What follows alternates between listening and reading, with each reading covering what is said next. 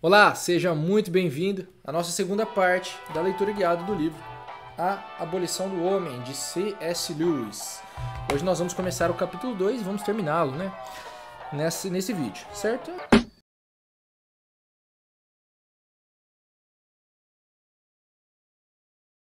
A gente vai continuar o que ele está falando. Lembrando que ele está fazendo análise do tal livro verde, escrito por Gaio e Tito. E vamos ver o que ele diz na página 33, no começo do capítulo. A consequência prática da educação no espírito do livro verde deve ser a destruição de uma sociedade que o aceita. Mas isso não é necessariamente uma refutação da teoria do subjetivismo de valores.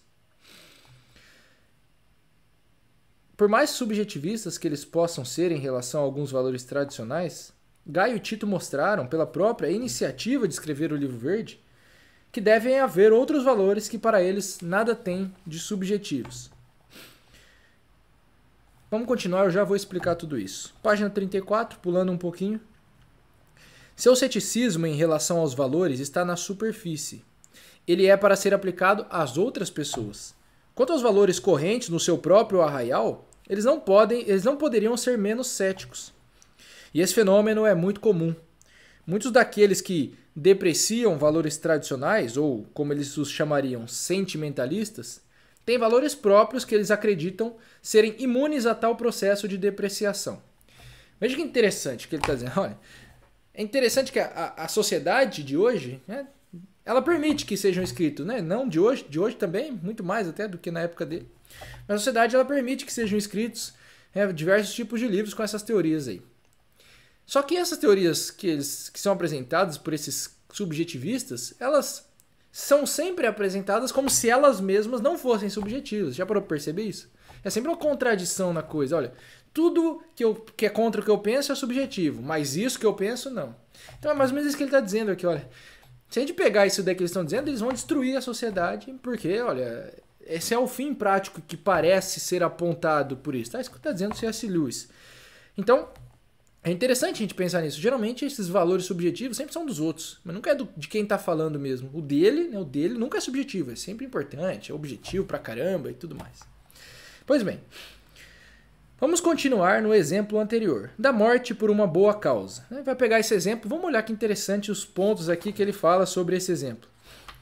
Primeiro de tudo, ele poderia dizer que o valor real se encontra na utilidade de tal sacrifício para a comunidade, a morte por uma boa causa. O bem, ele pode dizer, significa o que é útil para a sociedade. Mas é claro que a morte de toda a comunidade não pode ser útil a ela. Apenas a morte de alguns de seus membros. O que se quer dizer realmente é que a morte de alguns homens é útil para outros. Isso é bem verdade. Mas com base em que esses homens estão sendo solicitados para morrer em benefício dos outros? Todo e qualquer apelo ao orgulho, honra, vergonha ou amor é excluído por hipótese. Percebe? O livro verde está falando, olha, a gente está eliminando esse sentimentalismo. Então não pode morrer por orgulho, honra, vergonha e amor. É excluído pela hipótese de que são sentimentos. Usar desses recursos seria um regresso ao sentimento.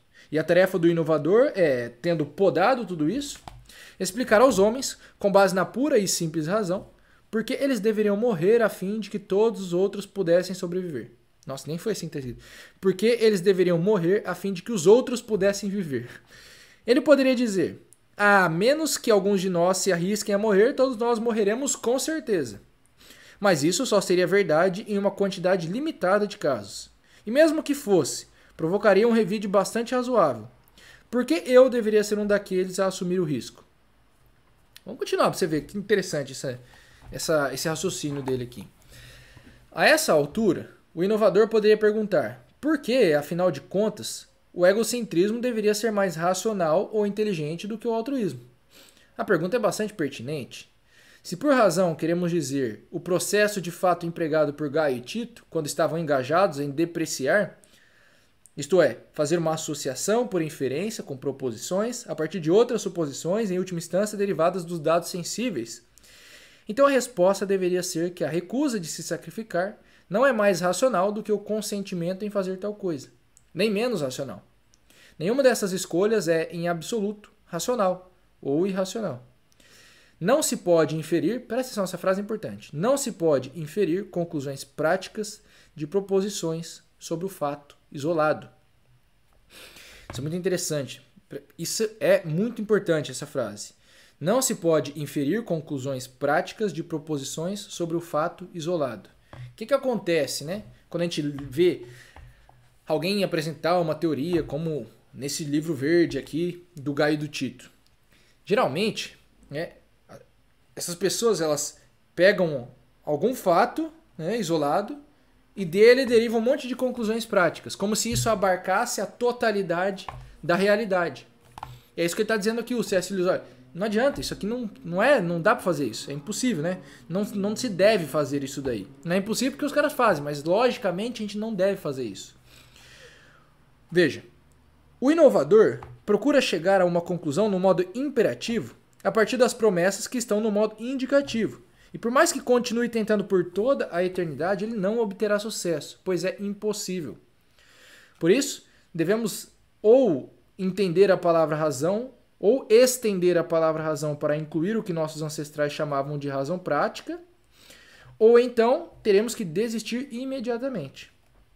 Ora, o inovador não optará pela primeira alternativa, né, que é de estender a palavra razão para isso que se chamava de razão prática. Porque os princípios práticos conhecidos a todos os homens pela razão são simplesmente o tal, né, essa natureza, aí, essa lei natural que ele apresenta nesse livro, que ele estava empenhado em suplantar. É mais provável que ele desista da busca pela essência racional e passe a se empenhar em caçar algum outro fundamento até mais básico e realista. Provavelmente ele achará que terá descoberto isso por instinto. Achei muito interessante agora que a gente vai ver. Porque olha, o que o C.S. Lewis está fazendo nessas páginas aqui? Deixa eu tentar explicar isso em outras palavras, tá bom? De uma forma até um pouco incompleta, mas para ver se te ajuda a entender. Olha, ele vem e fala, esses caras estão apresentando essa teoria subjetivista aqui, e o objetivo deles, olha, é tirar o sentimentalismo, né? Tirar toda a emoção da coisa, e sermos apenas racionais, tá certo? Só que eles vão tentando, né, inferir essas conclusões a partir de fatos isolados, o que não funciona dentro da lógica, isso não funciona, não dá para fazer. Então, olha, o que eles vão fazer a partir daí? Eles não podem voltar atrás, já que eles estão tentando contrariar essa lei natural. Eles têm que pensar em alguma outra coisa. Então, o que o C.S. Lewis diz, olha, provavelmente esse cara vai dizer que foi por instinto, né? Então, ele vai dizer que tudo isso deriva do instinto. Olha o que ele diz. Para ele, a preservação da sociedade e a da espécie em si são finalidades que não dependem da trama precária da razão. Eles são dados por instinto. Então ele vai falar, olha, é que esse negócio... Tá dizendo, esse cara vai vir e falar, essa história de preservar a sociedade não é que é sentimento, é que isso é instinto, entendeu? Então, não é razão, mas não é sentimento, é instinto. É isso que ele está dizendo. Eis porque não há motivo para argumentar contra a pessoa que não percebe tais fins. Temos uma urgência instintiva de preservar a nossa própria espécie. Eis porque o homem deve trabalhar para a posteridade, né? Trabalhar para o que vem em seguida, para o futuro. Esse é o progresso, né? Essa é a ideia do progressista, é isso, né? Nós temos que melhorar a sociedade para o futuro. É mais ou menos isso. Ótimo, concordo, inclusive. Mas vamos ver aqui, olha. Não temos urgência instintiva de manter promessas ou de respeitar a vida individual. Eis porque podem ser devidamente ignorados todos os escrúpulos de justiça e humanidade, na verdade, o tal, quando se está em conflito com nossa finalidade real, a preservação da espécie. É por essa razão que a situação moderna permite e demanda uma nova moralidade sexual. Os antigos tabus serviram ao propósito real de ajudar a preservação da espécie, mas os contraceptivos modificaram isso e agora podemos abandonar muitos desses tabus. Pois é claro que o desejo sexual, sendo instintivo, deve ser satisfeito, desde que não entre em conflito com a preservação da espécie. Preste atenção nesse trecho. Parece, portanto, que uma ética baseada no instinto dará ao inovador tudo o que ele deseja e irá liberá-lo de tudo que for contrário ao seu desejo. Percebe isso? Você percebe a utilização da retórica aqui nessa teoria do cara? Eu vou usar essa ideia do instinto, porque daí sim eu me permito satisfazer todos os meus desejos sem que eu use sem que eu use o sentimentalismo, só usando a minha razão, porque tudo que não for racional é porque eu devo fazer porque é instintivo. Então eu posso, né, fazer sexo com quem eu quiser, onde eu quiser, a qualquer momento, porque, ora, é meu instinto natural e isso não atrapalha mais a preservação da espécie porque eu posso me prevenir de ter filhos. É mais ou menos isso que ele está dizendo aqui, né? Em outras palavras. Na realidade, com isso não avançamos nem um pouco. Olha que interessante que ele fala agora. Ó. Não vou insistir no ponto de que o instinto é o nome dado para aquilo que desconhecemos. Né? Dizer que as aves migratórias acham seu caminho por instinto não passa de uma forma de dizer que desconhecemos como é que as aves migratórias acham seu caminho. Pois penso que seja aqui usado em um sentido francamente definido, para se referir a um impulso não refletido ou espontâneo, amplamente sentido pelos membros de uma dada espécie. Na página 39 ele diz: tudo indica que o inovador não diria que somos fadados a obedecer o instinto, nem que ele nos satisfará se o seguirmos, mas que temos o dever de obedecê-lo. Bom, e aí ele vai continuar nessa argumentação. E na página seguinte ele vai dizer aqui, olha, página 40, tá? Cada instinto, se dermos ouvido a ele, reivindicaria que deve ser satisfeito às custas dos outros. O que ele está dizendo, ó, talvez esse cara ele vai dizer que eu devo obedecer ao meu instinto. Tá. Mas por que obedecer ao instinto e a qual instinto eu obedeço então? Então é isso que o C.S. Lewis vai falar, olha, cada instinto, se dermos ouvido a ele, reivindicaria que deve ser satisfeito às custas dos outros. Então qual deles, né, que eu tenho que seguir? Se não examinarmos nossos instintos comparando a dignidade de cada, nunca conseguiremos aprender essa dignidade com eles. Essa compreensão não pode ser instintiva. Você percebe? A compreensão de qual instinto seguir não pode ser um instinto. O juiz não pode ser, ao mesmo tempo, julgado. A noção de que, sem apelar para qualquer corte mais alta do que os próprios instintos, podemos, ainda assim, achar motivos para preferir um instinto em detrimento de outros é muito difícil de aceitar. Eu concordo, tá, C.S. Lewis? Estaremos nos agarrando a palavras inúteis, chamadas de instintos básicos, fundamentais, primários ou mais profundos. Elas não têm valia alguma. Ou essas palavras escondem um juízo de valor passado sobre o instinto e, portanto, não derivado dele, ou então elas meramente registram a sua intensidade sentida, a frequência de sua operação e seu amplo alcance. No primeiro caso, toda a tentativa de basear os valores nos instintos terá sido abandonada, porque, ora, eu preciso de um valor acima para poder entender os instintos. No último, essas observações sobre os aspectos quantitativos do evento psicológico não levam a nenhuma conclusão prática. É o velho dilema. Ou as premissas já carregavam em si um imperativo, ou a conclusão continua não passando de um indicativo. Cara, isso daqui é muito importante da gente não deixar passar, né, esse ponto que ele está dizendo aqui. Veja, o C.S. Lewis está mostrando aqui, pelo que ele entende, olha, não tem como eu viver, né, justificando que eu devo seguir os instintos, porque eu preciso de um valor maior que me permita entender quais instintos seguir. E esse valor, ele mesmo não pode ser um instinto. Mas, né, eu posso, por outro lado, fazer o contrário, né, pensar que não tem esse valor, né? Os instintos, eles são, alguns só mudam quantitativamente, né, em quantidade. Então, se eu pensar desse jeito, é isso que ele diz, olha, nesse segundo caso, as observações sobre os aspectos quantitativos do exemplo psicológico não levam a nenhuma conclusão prática. E aí eu gosto dessa frase que ele deixa. Ou as premissas já carregavam em si um imperativo, ou a conclusão continua não passando de um indicativo. Ou seja, é um indicativo, ainda não é um imperativo. Então não tem a conclusão ainda, tá certo? E ele diz, olha, para te mostrar, vamos ler esse parágrafo aqui, só o finalzinho dele, na página 41, que acho que já é o suficiente para a gente pegar o argumento. Quando ele falou ali de um instinto de preservar a posteridade, né? O ser humano que vem depois de nós. Ele diz, nenhum pai e mãe que tenha sido guiado por esse instinto, né, de cuidar da posteridade, sonharia por um só momento em defender as reivindicações dos seus descendentes hipotéticos contra aquelas do bebê real que grita de alegria e esperneia no quarto ao lado. Tá vendo? entre eu defender a posteridade da minha espécie e o meu bebê que está ali no quarto do lado, nenhum pai e mãe defenderia a posteridade da espécie. Você está entendendo? É isso que ele está dizendo. Aqueles entre nós que aceitam o tal poderiam até dizer que eles não só podem como devem fazer isso, mas essa possibilidade não está aberta para aqueles que tratam o instinto como a fonte dos valores. É isso que, tá vendo? Ó, dentro, não sei se ficou claro o que está explicando aqui, olha. Se fosse instintivo, era sempre o bebê do quarto, porque ele é o meu bebê, né? Ele é o meu filho ali. Mas se eu vou defender a posteridade até às custas, talvez, né, desse meu, não pode ser por instinto isso. Isso tem que ser por algum outro tipo de valor, tá certo? Pois bem, a verdade, página 42, acaba se evidenciando, é bom, né? A verdade acaba se evidenciando no fim.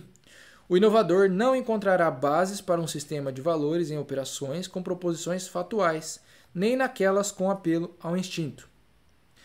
Nenhum dos princípios que ele requer pode ser encontrado ali, mas todos podem ser encontrados em outro lugar. Ele vai pegar várias frases de diversas culturas diferentes. Primeira, do Confúcio: tudo que se encontra dentro dos 4 mares são os seus irmãos. Ele vai na Jesus: tudo o que quereis que vos façam, fazeis vós a eles. Aí vai Locke: a humanidade deve ser preservada. Então ele diz: todos os princípios práticos por trás da luta do inovador pela posteridade ou sociedade ou espécie estão, desde os tempos imemoriais, no tal e em nenhum outro lugar. Ele está dizendo, ó, esse sujeito inovador, ele pega os princípios que estão dentro da lei natural para tentar acabar com ela. É mais ou menos isso que ele está dizendo aqui. Você deve abrir mão de contrastar valores reais ou racionais com valores sentimentalistas. Todo valor será sentimental e deve reconhecer, sob pena de abandonar todo e qualquer valor, que todo sentimento não é meramente subjetivo. Muito importante essa parte, né? Então vamos ler, vou ler esse negócio inteiro para a gente pegar a ideia inteira dele. A menos que você aceite, sem questionamento, que os axiomas são para o mundo da teoria o que esses princípios são para o mundo da ação, você não pode ter quaisquer princípios práticos. Eles não são conclusões que se tirem, mas são premissas. Uma vez que eles não podem justificar-se a si mesmos para calar Gaio e Tito, você pode tomá-los como sentimentos, mas deve abrir mão de contrastar valores reais ou racionais com valores sentimentalistas. Essa frase é muito importante para mim. Todo valor será sentimental e deve reconhecer, sob pena de abandonar todo e qualquer valor, que todo sentimento não é meramente subjetivo. Você pode, por outro lado, referir-se a eles como racionais, ou melhor, como a própria racionalidade, como coisas tão obviamente razoáveis que eles não demandam e nem admitem prova. Mas então, você terá que admitir que a razão pode ser prática, que não se deve descartar um dever ser só porque ele não pode garantir um será. Se nada evidencia-se por si mesmo, nada pode ser provado. Isso é importante. Se não há nenhum axioma que evidencia-se por si mesmo, cara, nada mais pode ser provado, porque a gente não teria uma premissa para definir as coisas, né? Quando a gente pega, por exemplo, a proposição que diz, olha, a verdade é a conformidade, né, do ser com do intelecto com o ser. A gente só consegue chegar nessa frase porque lá atrás a gente encontra uma outra que ela é evidenciada por si mesma, né, que é o princípio da não contradição. Que é o princípio da não contradição. Ora, uma coisa não pode ser e não ser ao mesmo tempo aquilo que ela é. Tá entendendo? Não dá para. Esse é o princípio da não contradição, é mais ou menos assim que ele é explicado. Então veja, se não existir nenhum princípio como esse, que ele é autoevidente, ou seja, ele não precisa de prova, porque ele é autoevidente, uma coisa não pode ser e não ser aquilo que ela é naquele momento. Tá certo? Então, ele diz aqui, se nada evidencia-se por si mesmo, nada pode ser provado. Não adianta eu tentar relativizar tudo, porque eu não consigo provar nada. É isso. Então ele vai voltar lá, mas como vimos, né? Vamos voltar a falar do sujeito lá, do inovador. Todos os valores que ele usa ao atacar o tal, ou mesmo as reivindicações que faz de o estar substituindo, são por si mesmas derivadas do tal. Se ele tivesse realmente iniciado do zero, sem a tradição humana do valor, nada poderia tê-lo feito avançar sequer 1 centímetro na concepção de que um homem deveria morrer pela comunidade ou trabalhar pela posteridade. Se o tal cair, todas as suas próprias concepções de valor cairão com ele. A questão que surge, portanto, é: qual é a autoridade do inovador para selecionar e aceitar pedaços do tal e rejeitar outros? Então, agora a gente entra num próximo passo aqui na análise do C.S. Lewis. Ora, nós temos aqui então esta lei natural. A gente viu que esse inovador está tentando contrariar esta lei natural, mas ele não consegue fazê-lo sem usar de princípios que estão dentro dela. Ora, então a nossa pergunta próxima é: que autoridade ele tem para escolher determinados princípios da lei natural e outros não, e descartar outros? É isso que ele quer perguntar agora. O inovador, por exemplo, página 44, tá? Valoriza muito os interesses da posteridade, embora não possa obter nenhuma reivindicação válida para a posteridade a partir dos instintos, ou, no sentido moderno, da razão. Na verdade, ele estará derivando nosso dever para com a posteridade do tal. Nosso dever de fazer o bem a todos os homens é um axioma da razão prática. E nosso dever de fazer o bem aos nossos descendentes é uma clara dedução disso. Não é? Olha, temos o dever de fazer o bem para os homens? Essa é uma pergunta. Olha, sim, né? Imagino que sim. Olha, isso aqui é uma lei natural, não parece ser uma lei natural? Então, o dever, então, de fazer bem para todos os homens, é claro que dele deriva o dever de fazer o bem para os homens que virão, pô. Porque eles são homens também, serão homens que virão. Então a gente entende que é uma derivação disso. Né? Uma dedução clara disso daí. Mas então, em toda a forma de tal que nos foi legada, lado a lado com o dever para com filhos e descendentes, encontra-se o dever para com pais e ancestrais. O que nos dá o direito de aceitar um e rejeitar o outro? Olha que interessante, né? O inovador, geralmente, esse cara quer quebrar com a tradição, né? Não está olhando mais para pais, avós, né? Para os ancestrais. Ele só está olhando para frente. Ora, mas se eu devo fazer o bem a todos os homens, por que só se estende para frente e não se estende para trás também? É uma pergunta justa de se fazer. Mais uma vez, o inovador pode colocar o valor econômico em primeiro lugar.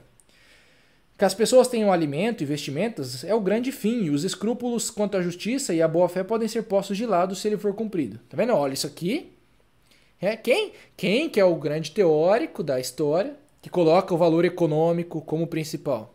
Reflita aí você. Mas olha, pode colocar, né? Então ele coloca aí, geralmente, muitas vezes. É claro que o tal concorda com a importância de que as pessoas tenham alimentos e roupas. A menos que o inovador esteja ele mesmo usando o tal, ele nunca poderia ter aprendido tal dever. Mas, no tal, ao lado disso, encontram-se aqueles deveres de justiça e boa-fé que ele está pronto a menosprezar. O que o autoriza a fazer isso?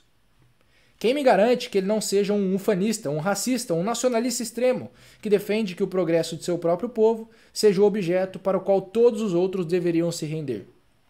No entanto, nenhum tipo de observação dos fatos e nenhum apelo ao instinto vai lhe dar qualquer base para essa opção. Mais uma vez, ele está, na verdade, extraindo-a do tal. Um dever para com o sangue do nosso sangue, porque a nossa própria consanguinidade é uma parte da moralidade tradicional. Entretanto, lado a lado com o tal, e limitando-o, encontram-se as exigências inflexíveis da justiça, bem como a regra de que, a longo prazo, todos os homens são nossos irmãos. De onde procede a autoridade do inovador para a tomada de decisão e escolha? Ele continua, tá vendo a análise que ele está fazendo? Olha, o sujeito inovador está querendo pegar um pedaço da lei natural e esquecer todos os outros, e eliminar todos os outros, e burlar todos os outros. Ele só está querendo olhar para esse lado aqui. Com que autoridade ele faz isso? Quem é ele para poder escolher qual dos pedaços da lei natural deve ser seguido? Por não vislumbrar respostas para essas questões, posso chegar às conclusões seguintes. Isso que eu chamei de tal, né, que pode ser lei natural, moralidade tradicional, primeiros princípios da razão prática, não é de uma série de sistemas de valor possíveis. Trata-se da única fonte de todos os juízos de valor. Se ela for rejeitada, todos os valores terão sido rejeitados. Nunca houve e nunca haverá um juízo de valor radicalmente novo na história do mundo. O que hoje se constituem em novos sistemas, ou como eles costumam chamá-los agora, ideologias, não passam de fragmentos do próprio tal, arbitrariamente deslocados do seu contexto mais amplo e depois levados à loucura em seu isolamento, sendo que sua validade continua, ainda assim, a ser devida ao tal e a ele somente. Pá, essa frase principal aqui, né? Página 46, se você não grifou essa parte, tá aqui. O centro da coisa que ajuda a gente a entender as ideologias e ajuda a gente a olhar para onde que essas ideologias se encaixam dentro da tradição. Ora, ele está dizendo aqui que acontece, e parece-me acontecer justamente isso. O sujeito tira aquele pedaço de dentro do tal, né, que ele chama de tal aqui, e aí ele vai lá e leva esse pedaço no seu isolamento à loucura. É isso que ele está dizendo. Só que a validade desse negócio que ele tirou está lá dentro daquele conjunto de princípios que a gente chama de lei natural. A rebelião de novas ideologias contra o tal é a rebelião dos ramos contra a árvore. Se os rebeldes tiverem sucesso, acabarão descobrindo que terão acarretado a destruição de si mesmos. E muitas vezes eles percebem que isso acontece, mas eles nunca vão assumir, é claro. Porque você vê, o sujeito da ideologia, geralmente ele prega, né, que todos devem seguir aquela ideologia. Mas quando ele contraria o que ele mesmo prega, tá tudo bem. Então, você percebe que uma hora ele chega nele mesmo. É inevitável, porque ele está tirando um pedaço de uma coisa completa e tentando usar isso só como completude de tudo. Não dá. Então uma hora esse negócio se contradiz e ele vai acarretar a destruição de si mesmo.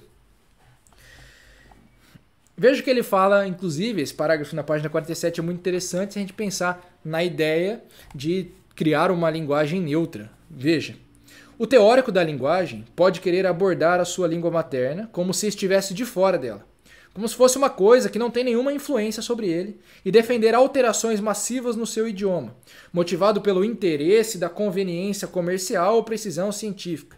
Isso é uma coisa. Já um grande poeta que amou e esteve bem nutrido por sua língua materna, também pode querer empreender grandes mudanças nela.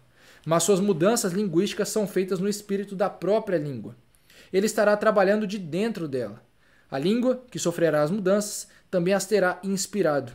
Isso é totalmente diferente. Tão diferente quanto as obras de Shakespeare diferem do inglês básico. Trata-se da diferença entre alterações feitas a partir de dentro e de fora de algo, entre o orgânico e o cirúrgico. Pois é, essas pessoas que querem fazer algum tipo de mudança cirúrgica na língua, elas são de fora dela, o que não é a coisa aconselhável, né? Para a gente não dizer mais que isso. Da mesma forma, o tal admite o desenvolvimento a partir de dentro. Há uma diferença entre o avanço moral legítimo e a mera inovação. Aqueles que entendem, página 48, o espírito do tal e que foram levados por esse espírito podem modificá-lo em direções que esse mesmo espírito demanda. Só eles podem saber que direções são essas. A pessoa que está de fora nada sabe acerca do assunto. Suas tentativas de alteração, como vimos, são contraditórias. Essa é uma baita explicação de, olha, o cara que tenta se colocar fora desse negócio para tentar modificar alguma coisa que está dentro dele, ele só vai chegar a modificações contraditórias, porque ele não está se utilizando dos princípios que regem a coisa toda, entendeu? A única autoridade para modificar o tal vem de dentro do próprio tal. Eis porque Aristóteles disse que só aqueles que foram bem criados podem ter sucesso no estudo da ética. Para o homem corrupto, o homem que se coloca fora do tal, o ponto de partida exato dessa ciência se torna invisível. Essa frase aqui você tem que grifar, cara, olha. Pode até ser útil ter a mente aberta em questões não essenciais, mas ter a mente aberta em relação aos fundamentos derradeiros, seja da razão teórica ou da prática, é pura idiotice. O ataque frontal, né? Então, vamos pegar o parágrafo desde o começo, você vai entender a sequência da coisa aqui. Se por acaso a mente de uma pessoa estiver aberta para essas coisas, é preciso fazer com que ao menos ela se cale. Não se deve dizer nada com essa finalidade. Fora do tal não há base para criticar, seja o tal, seja qualquer outra coisa. Em certos casos, pode, sem dúvida, ser uma questão delicada tentar decidir onde acaba o criticismo interno e onde se inicia o tipo fatal, que é o extremo. Você vê, o criticismo interno ele é bom. Né? É bom eu criticar de dentro do tal, porque eu vou modificando dali de dentro. Mas o externo pode ser fatal, né? O tipo fatal, que é o externo. Que é o externo, não o extremo, externo. Mas já teremos assumido a posição errada, sempre que algum preceito de moralidade tradicional for desafiado a se justificar, como se coubesse a ele o ônus da prova. O reformador legítimo se esforça para mostrar que o preceito em questão entra em conflito com algum preceito que os seus defensores creem que seja mais fundamental, ou que ele não incorpora de fato o juízo de valor que professa incorporar. O ataque frontal, essa parte é muito boa. O ataque frontal direto, por quê? Que tipo de bem isso pode produzir? Quem foi que disse isso? Quem foi que disse isso? Esse ataque aqui, você vê, é comum. Jamais será admissível. Não por ser grosseiro ou ofensivo, mas porque nenhum valor, qualquer que seja, pode se justificar a si mesmo nesse nível. Se você persiste nesse tipo de teste, irá destruir todos os valores e, assim, as bases sobre as quais sua própria crítica, bem como a coisa criticada, se fundem. Tá vendo? Se você fizer isso, você acaba com todos os valores que já foram criados, cara. Porque eles se provam por si mesmos. Tá certo? Quem foi que disse que o homem tem que fazer o bem para o outro? Esse tipo de afronta não faz muito sentido, você percebe? Nós finalizamos com isso o segundo capítulo do livro A Abolição do Homem. Se está te ajudando, deixa alguma coisa nos comentários aí. A gente se vê para o próximo vídeo, terceiro capítulo e último. Um grande abraço e até mais.